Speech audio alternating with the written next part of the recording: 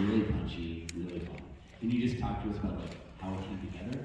Yeah, for sure. I'd met Michael Kennedy and some of the other producers kind of after my previous two films back, what we call Tragic Girls, which was a very kind of a slasher that sort of had a lot of energy to it.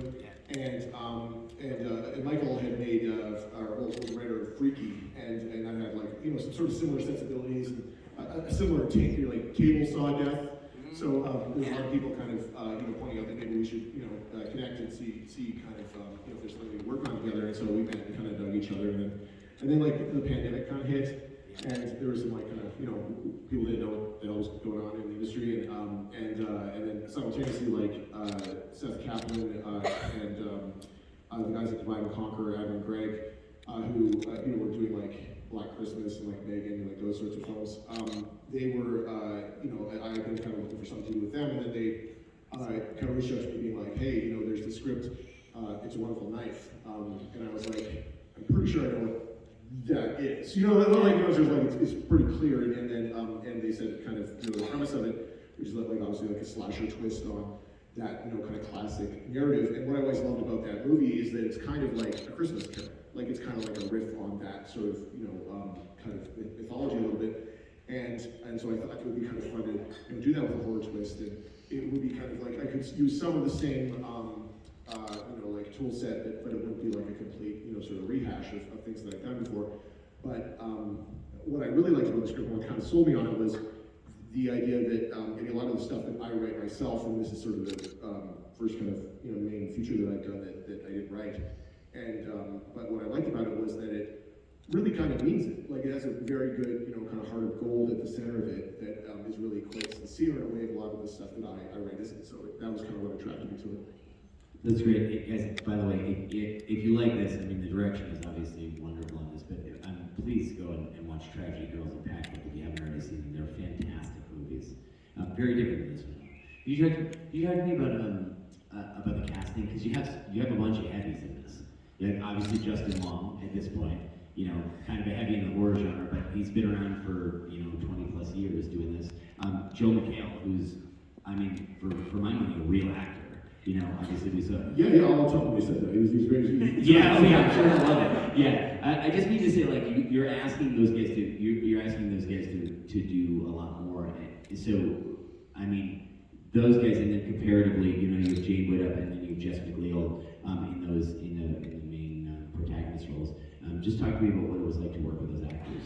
Yeah, it was essentially we had to kind of figure out sort of who was going to be the bad guy, who was going to be our lead, and then we knew that like traditionally when you figure out a movie, they tend to kind of shift like the quote unquote like sales value towards like the middle-aged kind of actors, and usually kind of skewing towards men. And so you usually have to figure those parts out first, because those are often the names that have been around for a long time and have sort of international appeal. And so actually like Joel came on like really early, which was very, very kind of him. He was attached before pretty much anybody else. He just really liked the script, or what was the deal? Yeah, I mean, he likes he's, I got the impression that Joel's kind of like, sort of dealing with what's kind of flying at him, and like he, we sort of like, and started talking to him, and his agent, like his reps were really into it, and eventually I just got a call that was, like he had watched Treasure Girls, and just really liked it. We talked about that, and then sort of like what we wanted to do with this character. He really liked the idea of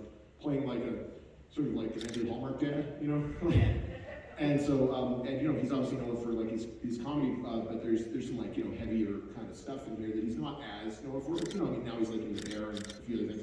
So he likes just doing stuff that's weird, and is really supportive of like indie filmmakers, and he has this kind of like marquee shows that he does that are all very comedy, but likes to use the other tools in the box, and was super professional on set. Like set a great tone for like the young cast. Like most of our cast is like 22 and less, But like Joel's did they know who he was? Oh yeah. And those a lot of those actors that like grew up on Community, and even like a lot of our crew.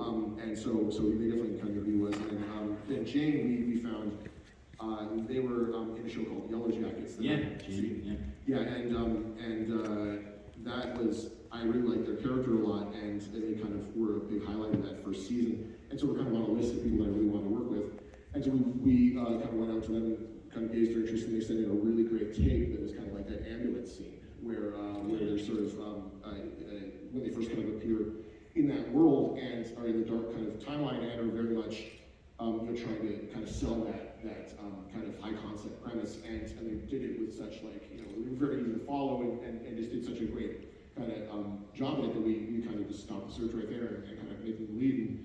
And then Justin came out kind of late, like, obviously he's really well known for, I love him for people like Dragon Hell and stuff, and, but it's been kind of interesting because he's been in and out of these very interesting horror movies like, Tusk and, over the years. Yeah, and even stuff like Galaxy Quest is like, pretty heavy genre kind of twist on.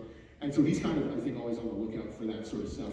But there's also been kind of, because he has sort of a young, kind of youthful look to him, like I think wants to play kind of weirder characters like that are kind of stupid. Yeah, he really is becoming like our next great horror. I mean, he's a great actor in his own right, but he chooses these really weird. I mean, his spray tan is offensive. It's like almost close to blackface in some ways. It's like a terrible, he looks horrifying. Actually, you have successfully accomplished the thing, which is that Justin Long looks old in this movie.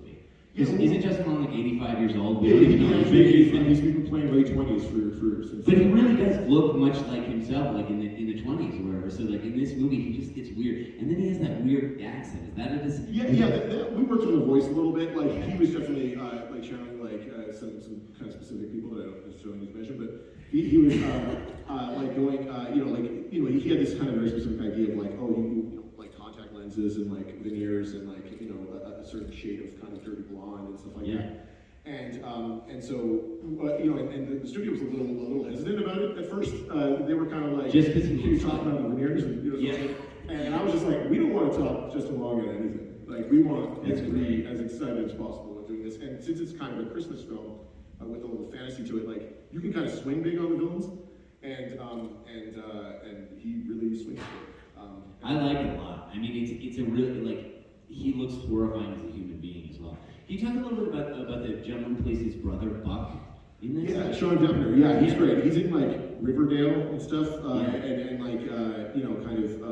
but just a really great local Vancouver find. He's in a ton of stuff, but he's just like we need somebody who can comedically keep up with Justin, which is tough to find. Like especially like when you're kind of casting, locally you have a kind of smaller pool, and even though Vancouver has a lot of great actors in it, Sean he had a very funny like kind of read that was kind of caused us to sort of like push it a little bit towards more like a himbo kind of thing. Yeah. And he's also just kind of very like well-meaning and stuff, and he was a great person to collaborate with because he just had a ton of ideas.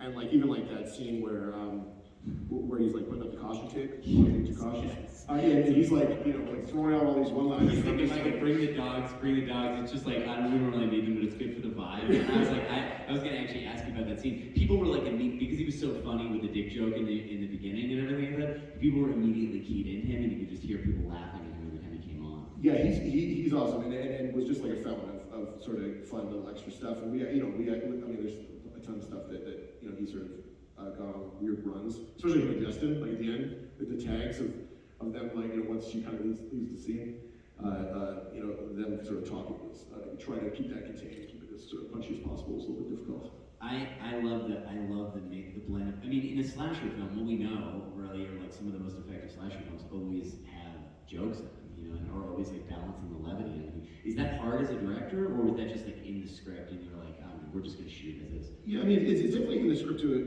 certain extent. Like, but most of what I do is horror comedy so far, and for me, it's just kind of constantly a process of kind of gut checking, like where you should be at any given point in the story, and how like silly you can go or not. But it works so well because, I think it's easier than people think it is, because horror and comedy are kind of two sides of the same coin. Like they're both grounded in misdirection. Like you're always kind of like building up, and then also there's a scare, or you're building up, and then all of a sudden you're surprised by a joke. And you can do a very similar build up, and then kind of pick. And so there wasn't as much stuff that was built like some of my previous scripts have been more kind of sort of set piece jokes, whereas a lot of these set pieces were meant to be more scary and intense. And so it was trying to kind of play those straight and find the comedy in other places. Can you talk to me about And then I'm going to open it up to the audience in just a second, but can you talk to me about the creature design, about the slasher design? Because actually I thought it was really effective, really interesting, and it's just really difficult to do. Like the idea of the angel, and I'm like, I was like about 20 minutes into my first watch, I was like, that knife is impractical. And then at one point you see the close up of the knife and it has the wings on it.